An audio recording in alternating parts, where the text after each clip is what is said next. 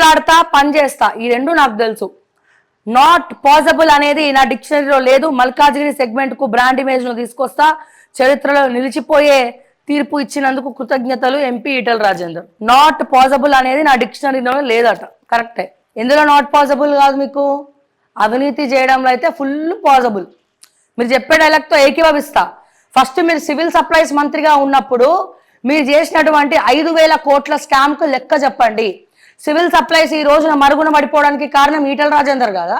మరి scam చేసినోడికి BJP అధ్యక్ష పదవి ఎట్లిస్తాడండి? స్కాములు చేసి ఎంపీగా గెలిచినోడికి ఇప్పటికే బీజేపీ పార్టీ నార్త్ లో బీజేపీ ఒక గ్రాఫ్ పడిపోవడానికి కారణం మీ ఎంపీలు ఎవరైతే తప్పిదాలు చేసినారో, ఎవరైతే ఎంపీలుగా తప్పులు చేసి స్కాములు చేసిన వాళ్ళు ఉన్నారో వాళ్ళని బీజేపీ ఎంకరేజ్ చేయడం వల్ల సో అక్కడ కొన్ని ఏరియాల్లో ప్రజలు వెక్స్ అయిపోయి ఉన్నారు. అదే బీజేపీ కూడా ఎంపీలని కాపాడుతుందా తప్పులు చేస్తే శిక్షలు వేయకుండా? బీజేపీ కూడా ఎంపీలను సస్పెండ్ చేస్తలేదా అని చెప్పి. అటువంటిది 5,000 కోట్ల స్కామ్ మీరు ఈటల రాజేందర్ గారు సివిల్ సప్లైస్ లా చేసిందే జాలక ఆరోగ్య శాఖ మంత్రిగా ఉన్నప్పుడు కూడా పాల దగ్గర నుంచి ప్రతి ఒక్క కాంట్రాక్ట్ ఆరోగ్య శాఖల మొత్తం నీ మనుషులని నీ అనుచరులను పెట్టి కాంట్రాక్ట్లకు వాళ్ళకి అప్పచెప్పి దాంట్లో కూడా కమిషన్ గుక్కినటువంటి బాపత్. మరి మీరు చెప్తా ఉన్నారు అండ్ మీ అనుచరులకు సోకాల్ అనుచరులకు చాలా మందికి మీ స్కాములు ఏందో అవన్నీ వాళ్ళకి తెలియకపోవచ్చు. మిగతా మీడియా మీకు సపోర్ట్ గా ఉంది కాబట్టి వాళ్ళు మాట్లాడకపోవచ్చు. కానీ నేను ప్రతిరోజు మీరు చేసే తప్పు గుర్తు చేస్తూనే ఉంటా. ఆఖరికి ఆల్రెడీ మోడీకి ఫ్యాక్స్ చేయడం జరిగింది. మరిన్ని ఆయన చూసే వరకు పర్సనల్ గా అపాయింట్మెంట్ కూడా తీసుకొని కలిసే వరకు కూడా ప్రతిరోజు ఇది ప్రూవ్ చేసే వరకు కూడా నేను వదిలిపెట్టా ఈటల రాజేందర్ అని చెప్పి నేను మరొకసారి తెలియజేస్తూ, రేవంత్ రెడ్డి గారు కూడా మరి ఈ విషయంలో అమ్ముడు వేయండా అనేది అర్థమైతలేదు. ఎందుకంటే ఇక్కడ మల్కాజ్గిరిలో మరి ఈటల రాజేందర్ గెలవడానికి రేవంత్ రెడ్డికి ఏంది సంబంధం అనేది ఒక్కసారి క్వశ్చన్ మార్క్ ఎక్స్క్లమేటరీ చేస్తే అవుననే అనిపిస్తా ఉంది. సివిల్ సప్లై స్కామ్ గురించి రేవంత్ రెడ్డి గారు మీకు ఎక్స్ప్లెయిన్ చేస్తామండి అంటే అపాయింట్మెంట్ ఇవ్వట్లే రేవంత్ రెడ్డి, అదే రోజు బాలకృష్ణకి ఇచ్చిండు. సో స్కామ్ గురించి అపాయింట్మెంట్ 5,000 కోట్ల స్కామ్ జరిగింది సార్ సివిల్ డిపార్ట్మెంట్ లో, సివిల్ సప్లైస్ లో మొత్తం అప్పుల పాలైపోయింది, రాష్ట్ర ప్రభుత్వం ఎంక్వైరీ చేయించండి అని చెప్పి అపాయింట్మెంట్లు అడిగితే ఇస్తలేరండి. ఎందుకు ఇవ్వడు? ఎందుకంటే ఈటల రాజేందర్ ఆయన మనిషే కాబట్టి. ఇద్దరు మంచి హమీతుమి అదే అర్థం వస్తుంది ఇక్కడ. అపాయింట్మెంట్లు ఇవ్వకపోతే మీరు ఇద్దరు కుమ్మక్క అయిపోయిననే అర్థం వస్తుంది సార్ ఇక్కడ. సో అందుకే రాష్ట్ర ప్రభుత్వం పట్టించుకోకపోయినా ప్రతి ఒక్క దాన్ని కేంద్ర ప్రభుత్వం దృష్టికి తీసుకపోతా బరాబర్ అని చెప్పి నేను మరొకసారి ఈ సందర్భంగా తెలియజేస్తా ఉన్నా. నేను మరొకసారి బీజేపీ హైకమాండ్ కు చెప్తా ఉన్నా, ఇటువంటి ఈటల రాజేందర్ కు ఏం తెలియనట్టు అంటే అన్ని స్కాములు చేసేసి ఏం తెలియనట్టు శుద్ధపూసలాగా ఉన్నాడు చూసిరా, మళ్ళా ఏం తెలియనట్టు ఇప్పటి వరకు ఇన్ని ఎలిగేషన్స్ వస్తున్న ఒక్క ప్రెస్ మీట్ అన్న పెట్టిండా? పెట్టలే. సెంట్రల్ మినిస్టర్ వస్తుంది అనుకున్నాడు, జై తుస్సైంది.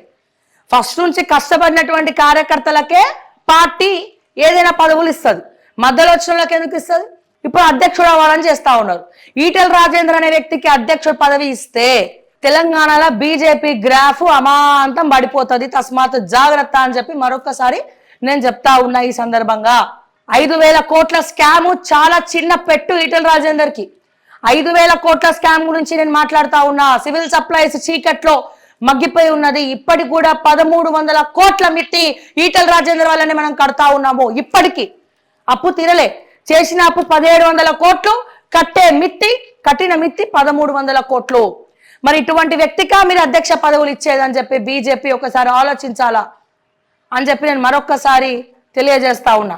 ఇది మాత్రమే కాదు, ఆరోగ్య శాఖలో ఉన్నప్పుడు కూడా సో ప్రతి ఒక్కటి హెల్త్ కి సంబంధించిన క్యాంటీన్స్ కి సంబంధించిన పాల దగ్గర నుంచి ప్రతి ఒక్క కాంట్రాక్ట్ కూడా వాళ్ళకు ఉన్నటువంటి ప్రియమైనటువంటి అనుచరులకే కట్టబెట్టిండన్న దాంట్లో ఏమాత్రం కూడా ఆస్కారం లేదు. సో దయచేసి నేను మళ్ళా చెప్తున్నా, మరొక్కసారి కేంద్రంలో బీజేపీ రావాలంటే లాస్ట్ టైం చేసినటువంటి తప్పుల్ని సవరించుకోండి. మీరు ఏం తప్పులు చేయలేదు, చేసింది ఒక్కటే, తప్పు చేసిన ఎంపీలకు మద్దతు ఇవ్వడం. బీజేపీ నుంచి ఎవరు జీర్ణించుకోలేనటువంటి పరిస్థితి, ప్రజలు జీర్ణించుకోలేనటువంటి పరిస్థితి. సో ఎవరైనా మీ ఎంపీలు బీజేపీ ఎంపీలైనా సరే తప్పులు చేసిరని చెప్పి మీ దృష్టికి వస్తే వాళ్ళని పిలిచి మందలించి పనిష్మెంట్ ఇవ్వాలి అని చెప్పి నేను మరొకసారి ఈ సందర్భంగా తెలియజేస్తా ఉన్నా. ఇంకా ఆ తర్వాత ఇంత చెప్పిన తర్వాత కూడా ఇస్తామంటే ఇక మీ గ్రాఫ్ పడిపోవడాన్ని ఎవడు కూడా కాపాడలేడు. ఇప్పుడిప్పుడే మీకు మంచి ఫ్యూచర్ ఉందండి. నేను మళ్ళీ చెప్తున్నా, కేంద్రంలో ఎలా ఉన్నా వచ్చేసారి కేంద్రంలో మళ్ళీ బీజేపీ వస్తుందా రాదా అనేది మనం పక్కన పెడితే తెలంగాణలో బీజేపీ గ్రాఫ్ అనేది పెరిగింది. మొన్న ఒక అధ్యక్షుడిని మార్చడం వల్ల మళ్ళీ తగ్గింది, మళ్ళీ ఇప్పుడు పెరుగుతుంది. ఎందుకంటే గతంలో బీఆర్ఎస్ పాలన చూసిరు, ఇప్పుడు కాంగ్రెస్ పాలన చూస్తున్నారు, ఇక మిగిలింది బీజేపీ పాలన ఒక్కటే. సో మీరు గనక మంచి అధ్యక్షుడిని పెట్టి గట్టి ఫైట్ తెలంగాణ రాష్ట్ర వ్యాప్తంగా ఇస్తే ఖచ్చితంగా మరో 5 ఏళ్లలో బీజేపీ ఖచ్చితంగా మంచి అధ్యక్షుడిని తీసుకొని ముందరికి మంచి మంచి కాన్సెప్ట్స్ తో బీజేపీ అధికారంలోకి రాష్ట్రంలో వస్తుంది అన్న ఆశ్చర్యపోకర్లేదు. ఎందుకంటే మిగిలిన ఆప్షన్ బీజేపీ ఒక్కటే ఇప్పుడు తెలంగాణలో. ఎందుకు? బీఆర్ఎస్ అధికారం చూసిరు ఎట్లుందో, అడ్మినిస్ట్రేషన్ చూసిరు, కాంగ్రెస్ అడ్మినిస్ట్రేషన్ ఇగో చూస్తున్నాం కదా, ఇక మిగిలింది ఇంకా ఏ పార్టీ? బీజేపీ.